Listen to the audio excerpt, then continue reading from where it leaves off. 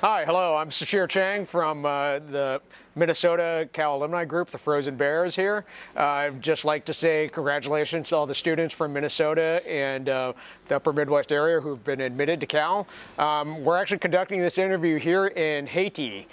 This is probably about a month before the actual event.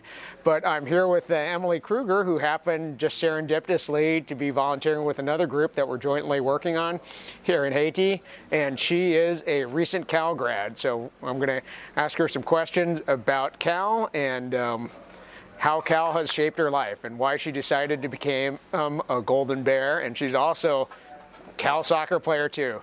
Soccer immortality here. She's beaten Stanford. Very true. So Emily, so what year did you graduate? 2014. 2014. Very good. And what part of California are you from?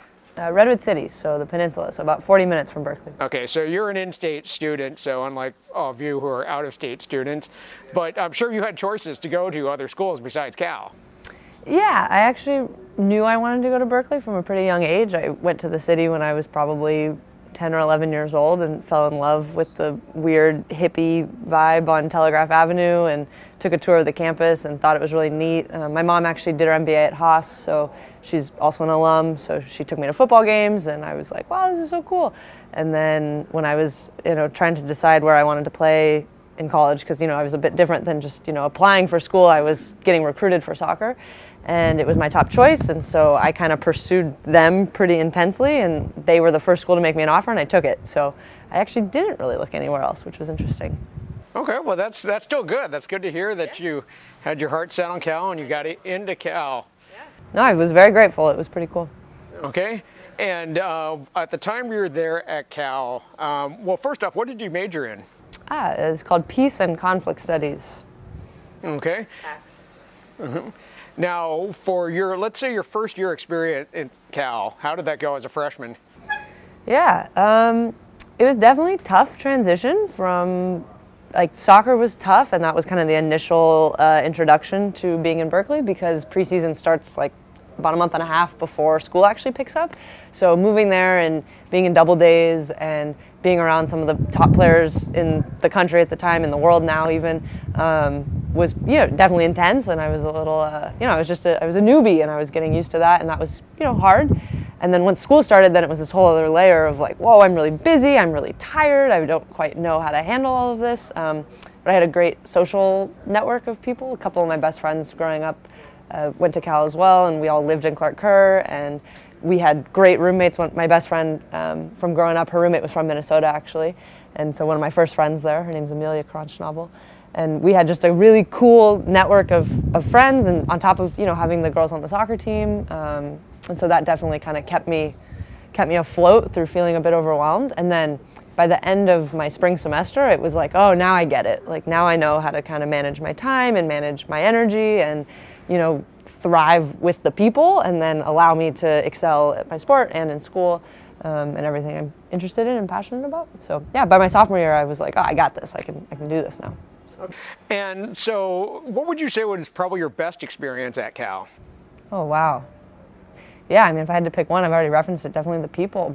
The social group of folks that I had was really incredible and kind of drew from all over. So yeah, there was some athlete world people in it, as well as people I met in the dorms, as well as people I met in classes, and then all of those people had friends that they met through the ski team or a cappella groups or some political activism stuff, and we ended up with this incredible group of people who didn't really have a singular identity affiliation, you know what I mean? We all came from kind of different groups and different things, but we hung out all the time, and I don't know, we're constantly introducing new people in, and it was, really special. We all lived in houses together off campus, and we'd make dinner and hang out on the weekends and study together, and people would come watch my games. I mean, it was so cool. I had a huge cheering section of people coming to games because it was just my good friends, and they loved to come watch. And yeah, it was definitely the coolest part of my whole experience.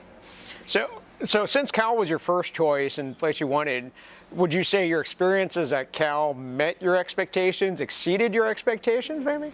Yeah, I'd say it exceeded them. I definitely knew, I knew I wanted to be there for, like I said, I was moved by the free speech movement of the 60s and those stories and kind of this general feeling of, activism and radical social analysis of everything, and that was what I initially went for, and then was able to delve into that world through my major and different activism groups I was a part of. Occupy Wall Street was going on while I was a student, so I got to go to Occupy Oakland, and we had our own thing on campus.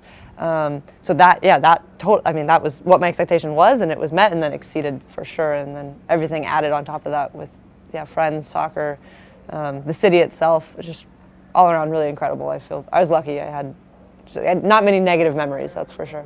Well, that's really great to hear. I mean, as far as your coursework, I mean, how did you find that, very challenging?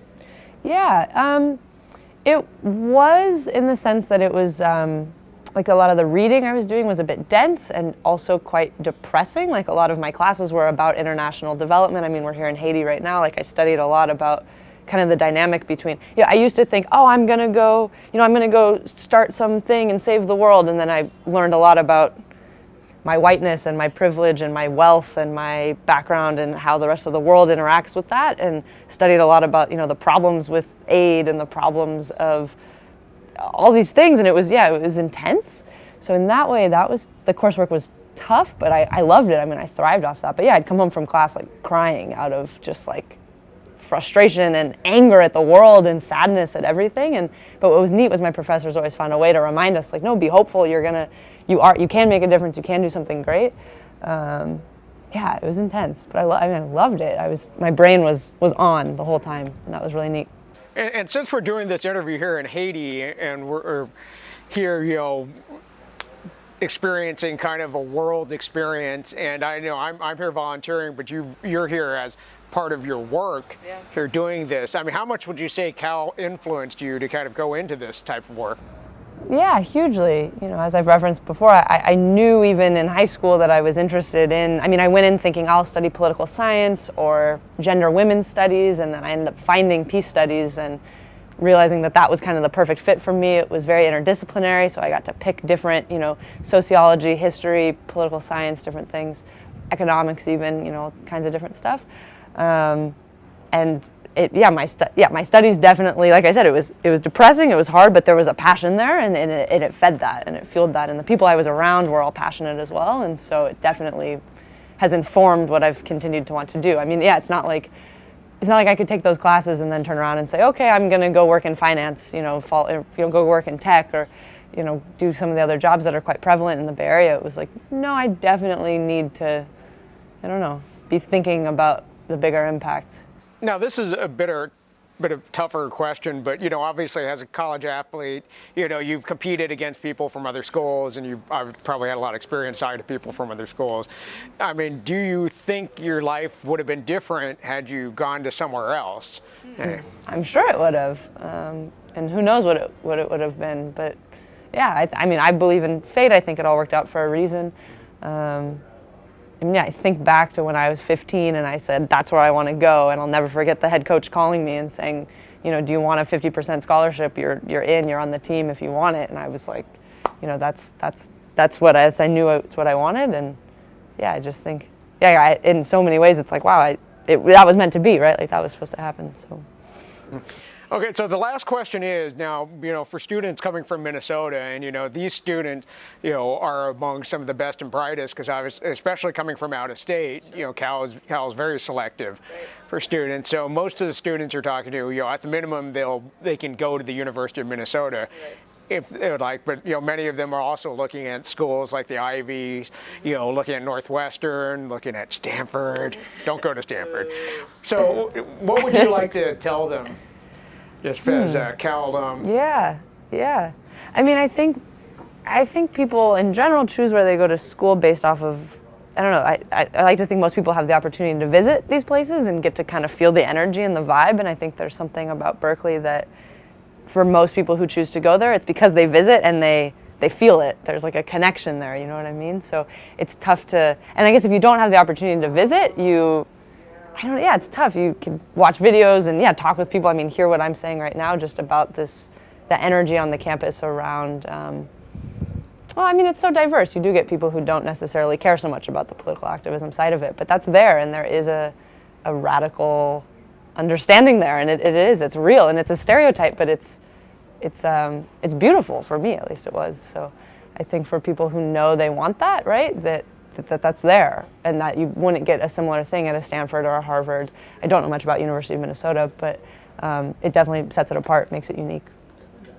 Okay, well, thank you. This has been a great interview. Should we close with the Go Bears? Sure. 1, 2, Bears. 3. Go Bears! Nice.